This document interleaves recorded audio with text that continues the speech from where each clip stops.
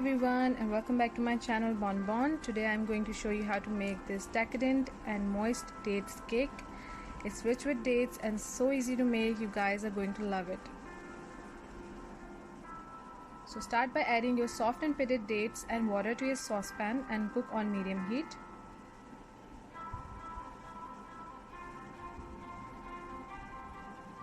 Once it starts to boil, add in the baking soda and let it cook for 2 more minutes.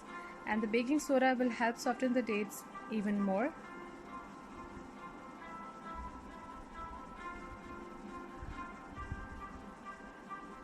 Then set aside to cool. Now in a bowl, add in your oil and sugar and mix well. Then add in the eggs and mix until the sugar gets dissolved.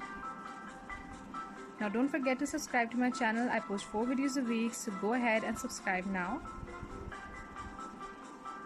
So the dates have cooled by now and they're so soft that I can mash them up with my spatula. And I like seeing chunks of dates in my cakes, but if you want the dates to be super fine, then you can run them through a grinder, then mix it all well with the egg mixture.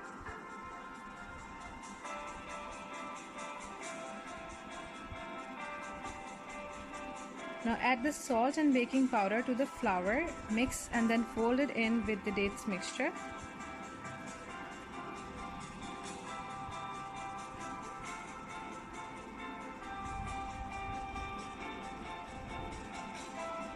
And your batter is ready.